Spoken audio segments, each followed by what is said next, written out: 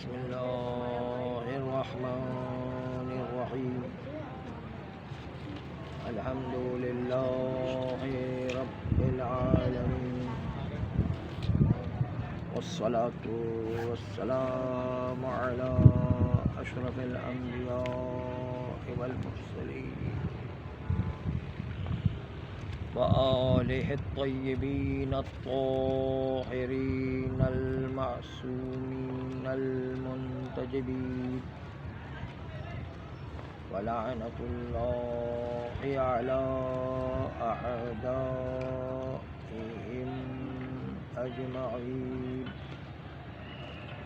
من الآن إلى قيام يوم الدين. بسم الله الرحمن الرحيم. إنا أعطيناك الكوثر فصل لربك وانحر إن شانئك هو الأبتر. صلوات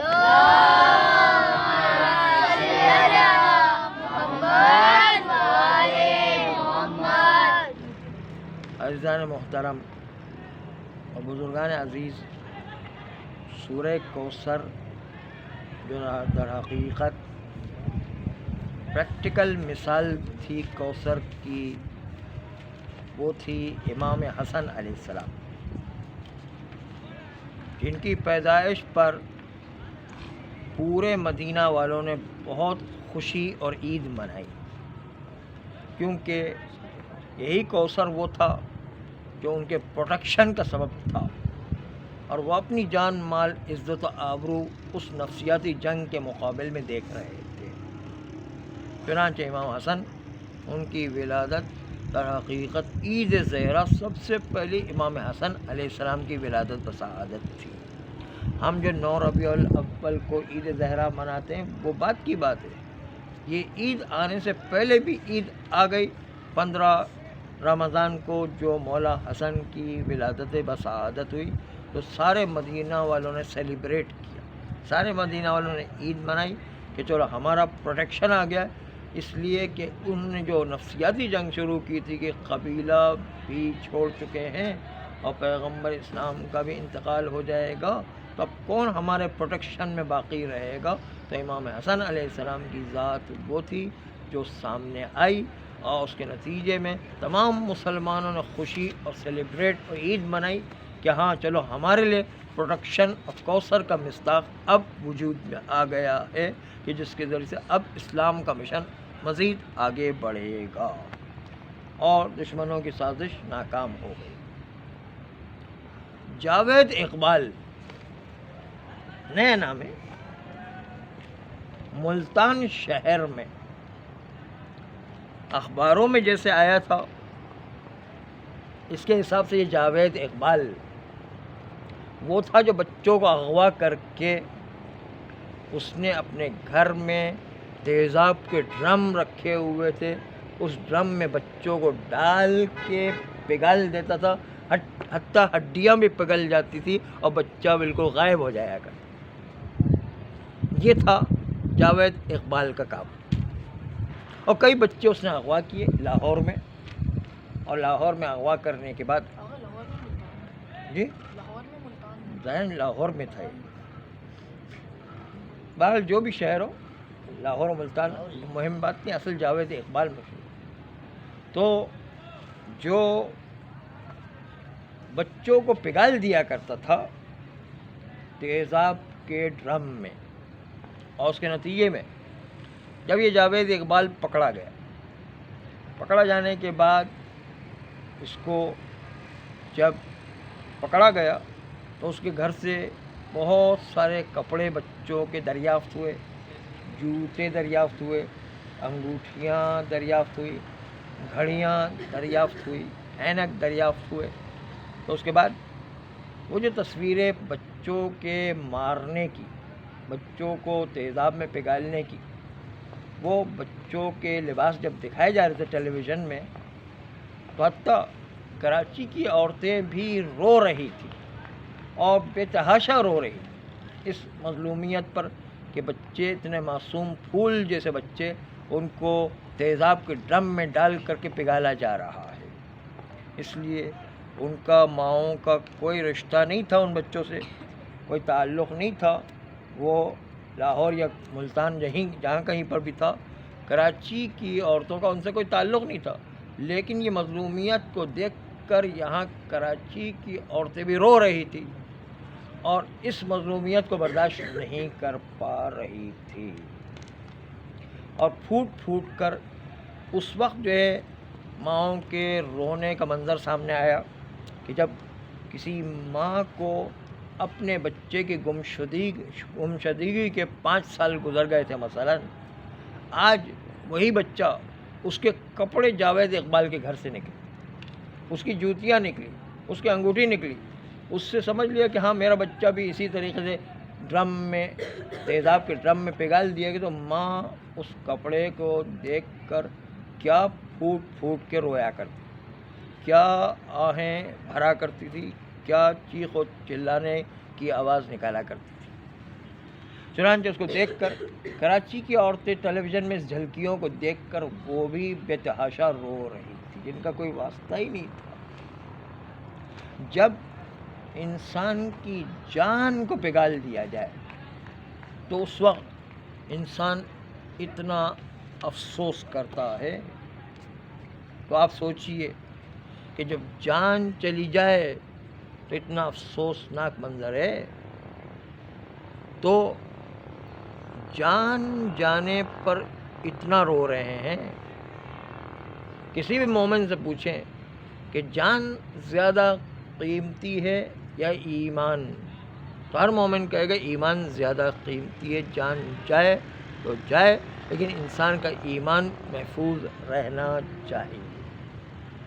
جب ایمان سے اتنی وفا ہے، ایمان سے اتنی محبت ہے اور جان سے بھی زیادہ ایمان قیمتی ہے، تو جب جان جانے پر انسان اتنا روتا ہے تو ایمان جانے پر کتنا رونا چاہیے۔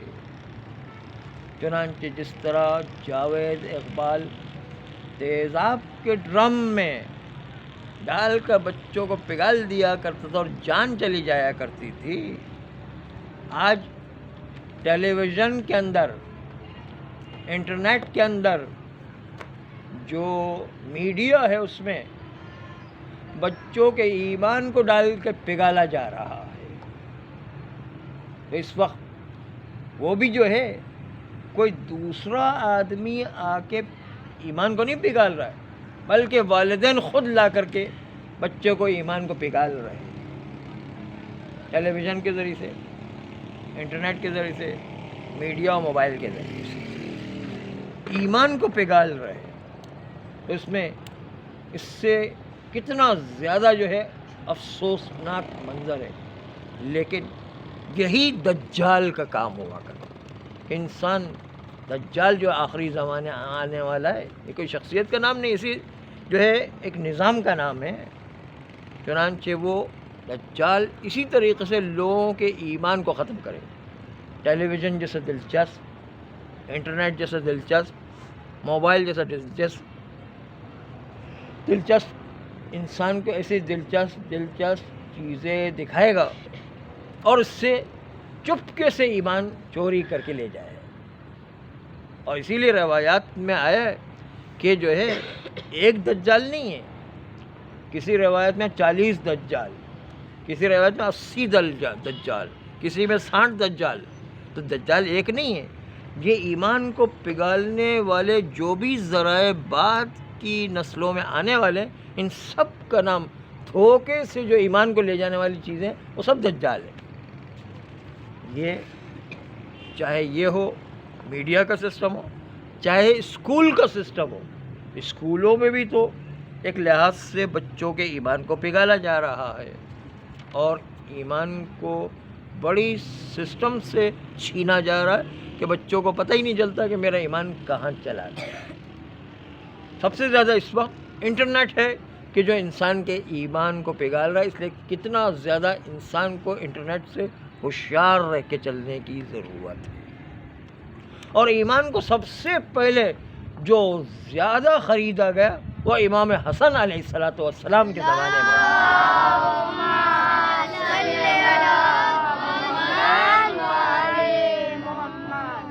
لیے کہ معاویہ آواز لگا رہا تھا کہ امام حسن علیہ السلام کی فوج کے جتنے بھی سردار تھے ان سے یہ پیغام بھیج رہا تھا بار بار کہ تم جو عہدہ امام حسن کے پاس رکھتے ہو تم میرے پاس آ جاؤ تو تمہیں میں اس کے زیادہ بڑا عہدہ بھی دوں گا اور ڈبل تنخواہیں بھی دوں گا، انعامات بھی دوں گا۔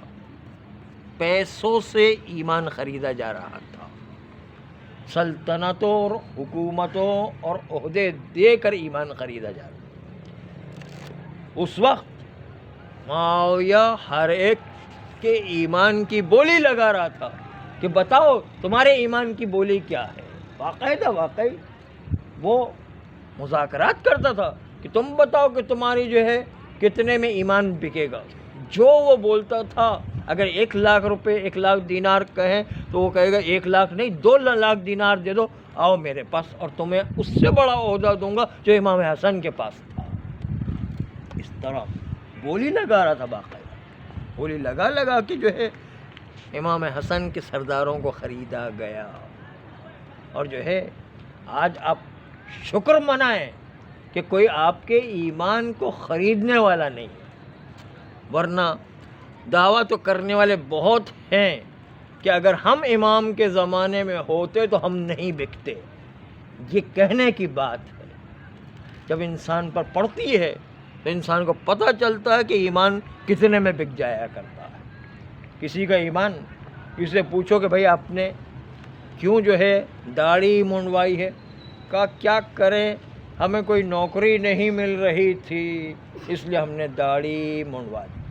اس نے اپنی داڑھی کو منڈوا کے ایمان ضائع کر دیا صرف نوکری کی وجہ سے۔ اس عورت سے کہتے ہیں کہ بھائی تم نے کیوں پردہ اتار دیا؟ کہتے شوہر ناراض ہوا، شوہر کی ناراضگی پر ایمان اس نے بیچ دیا اور اپنا پردہ اتار دیا۔ جسے پوچھا جاتا ہے بھائی تم کیوں جو ہے رشوت لے رہے ہو؟ تو کہا اس لیے کہ جو ہے ہمارے گھر کے بال بچوں کا خرچہ نہیں چل رہا ہے۔ حالانکہ خرچہ جو ہے وہ اگر ایک مرتبہ عام زندگی میں گزارا جائے، عیش و عشرت والے خرچے کبھی بھی نہیں چلا کرتے، اللہ تللے والے خرچے کبھی بھی نہیں چلا کرتے، وہ کوئی خرچہ نہیں شمار۔ جو روزمرہ زندگی کے ہوا کرتے وہ سمجھتے کہ خرچہ وہی ہے جو اللہ تللے اور جو چاہے وہ خرچ کرے، بہترین گاڑیاں ہونا چاہیے، بہترین بنگلے ہونا چاہیے، بہترین غذا ہونا چاہیے، بہترین لباس ہونا چاہیے، بہترین خوشبوئیں ہونا چاہیے۔ یہ کوئی جو ہے ضروری نہیں ہے، انسان اس کی خاطر اپنے ایمان نہ بیچ دے۔ تو آج شکر کریں کہ آج معاویہ جیسا آپ کے ایمان خریدنے والا کوئی نہیں ہے۔ چنانچہ ایک دن شیخ مرتضیٰ انصاری رحمۃ اللہ علیہ، ان کو ایک مرتبہ کسی نے خواب میں دیکھا کہ شیطان بہت سارے جال اپنے کندھے پر لے کر کے جا رہا ہے اور وہ جال کچھ ٹوٹ چکے ہیں۔ تو اس نے خواب میں پوچھا کہ یہ کیا ہے؟ شیطان نے کہا یہ جال ہے جس سے میں مومن کا شکار کیا کرتا ہوں۔ کہا پھر تمہاری شکل کیوں اتری ہے، تمہارا چہرہ کیوں اترا ہوا ہے؟ کہا کہ میں بہت دنوں سے شیخ مرتضیٰ انصاری رحمۃ اللہ علیہ کا شکار کرنا چاہتا ہوں، لیکن جو بھی شکار کے لیے جال ڈالتا ہوں وہ سارے جال کو توڑ دیتے ہیں، اس لیے افسوس کر رہا ہوں کہ ایک بھی جال میں شیخ مرتضیٰ انصاری علیہ رحمہ نہیں پھنستے ہیں۔ اور علماء کو پھنسانے کا ایک ہی طریقہ ہوتا ہے، ان کی تعریف کر کے ان کو چڑھایا جائے اور اس کے ذریعے سے ان کے ریاکاری میں مبتلا کر دیا جائے۔ یہ ہے شیطان کا اہم جال جو عالموں کو پھنساتا ہے۔ چنانچہ میں نے ایک دن آغا شیخ مرتضیٰ انصاری سے کہا کہ دیکھو، ارے آپ کے درس میں کتنے بڑے بڑے لوگ شریک ہو رہے ہیں، آپ جو ہے کتنے مشہور ہو گئے ہیں۔ چنانچہ دوسرے دن جب آغا شیخ مرتضیٰ انصاری کے ذہن میں خیال آیا کہ اچھا میں لوگوں کو دکھانے کے لیے جا رہا ہوں، چنانچہ درس میں جانا ہی بند کر۔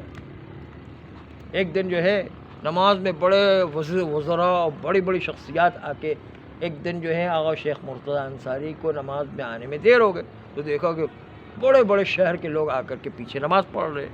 ایک مرتبہ شیطان نے آ کے بہکایا، کہا کہ دیکھو آپ کے پیچھے کتنے بڑے وزراء آ کر کے نماز پڑھ رہے ہیں۔ ایک مرتبہ انہوں نے نماز پڑھنا چھوڑ دی اور ایک مرتبہ گھر پر چلے گئے تھے.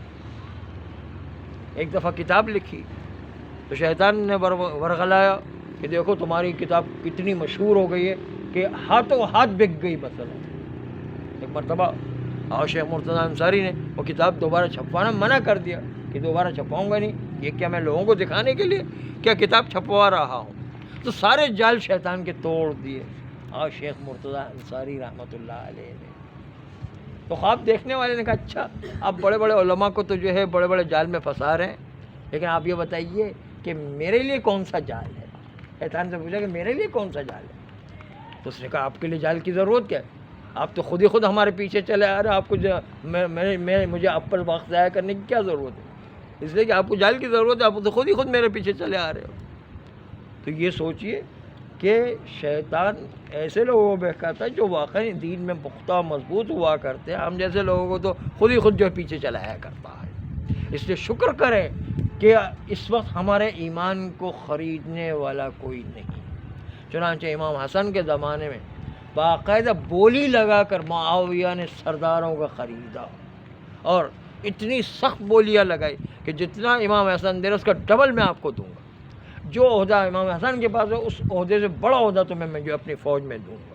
چنانچہ جو ہے وہ سرداران فوج مولا حسن کے بک گئے.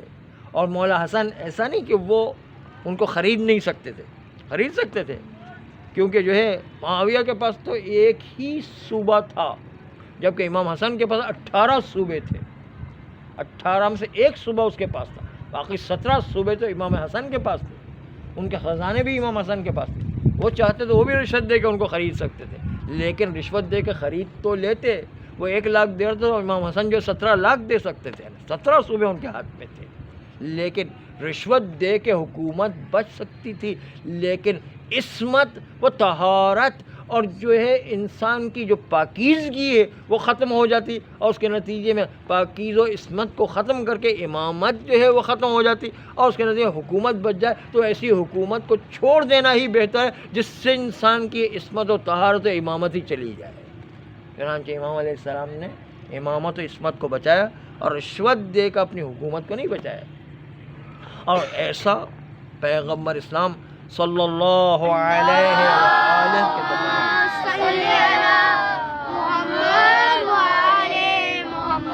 پیغمبر کے پاس مشرکین مکہ آئے، کہا اے محمد آپ کو چاہیے کیا؟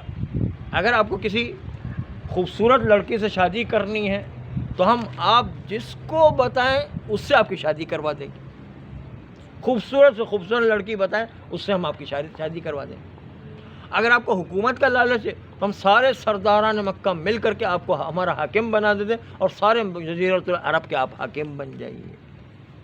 اور اسی طرح تمہیں مال چاہیے تو ہم سارے جزیرۃ العرب کے لوگ مال کو جمع کر کے آپ کی خدمت میں پیش کرتے ہیں، لیکن آپ ہمارے بتوں کو برا کہنا بند کر دیں، توحید کو کہنا بند کر دیں. خالی بتوں کو کہنا بند کر دیں، توحید کا انکار کریں. چنانچہ پیغمبر اسلام نے کہا میرے ایک ہاتھ میں سورج اور ایک ہاتھ میں چاند رکھ دیا جائے، پھر بھی جو ہے میں اپنے مشن سے جو پیچھے نہیں ہٹوں گا. لا الہ الا اللہ توحید کا کلمہ ہمیشہ کہتا رہوں گا. پہلے بھی کہتا رہا ہوں، ابھی بھی کہتا ہوں اور آئندہ بھی ہمیشہ کہتا رہوں گا اپنے مشن سے آگے. چنانچہ پیغمبر اسلام سردار بن جاتے، پھر لوگوں کو ڈنڈے مار کے صحیح کرتے تو حکومت تو آ جاتی، لیکن پیغمبر کی عصمت چلی جاتی، پیغمبر کی نبوت چلی جاتی. تو ایسی حکومت کا کوئی فائدہ نہیں ہے جس میں عصمت و طہارت چلی جائے، جس میں پیغمبر کی نبوت چلی جائے یا امام حسن کی امامت چلی جائے. اس سے جو ہے ائمہ معصومین حکومت نہیں جائے. حکومت جاتی ہے تو چلی جائے، لیکن عصمت و طہارت و نبوت و امامت بچنا چاہیے. یہ تھا وہ پیغام امام حسن کا کہ دیکھو مومنین، آپ اپنے ایمان کی حفاظت کرو، چاہے اس کی خاطر آپ کو کوئی بھی قربانی دینا پڑے. ایمان کی خاطر چاہے جان دینا پڑے، ایمان کی خاطر چاہے عہدے دینا پڑے، ایمان کی خاطر چاہے مال دینا پڑے، چاہے اولاد کی قربانی دینا پڑے، چاہے اپنی جان کی قربانی دینا پڑے، اپنے رشتہ داروں کی قربانی، اپنے اسٹیٹس کی قربانی، کوئی بھی قربانی دو لیکن ایمان کو بچاؤ، کیونکہ ایمان سب سے اہم چیز مومن میں ہوا کرتا ہے. پروردگار عالم ہم سب کو اپنے ایمان کی حفاظت کی توفیق عطا فرمائے، ہمارے گناہ کبیرہ و صغیرہ کو معاف فرمائے، آئندہ بھی گناہوں سے بچنے کی توفیق عطا فرمائے، نسلاً بعد نسل ایسی اولاد عطا فرمائے جو روز قیامت تک امام زمانہ علیہ السلام کے سچے سپاہی قرار پائے۔ پروردگار حوزات علمیہ کی حفاظت فرما، مراجع اعظام کی حفاظت فرما، انقلاب اسلامی ایران و عراق و لبنان و بحرین و فلسطین کی حمایت فرما۔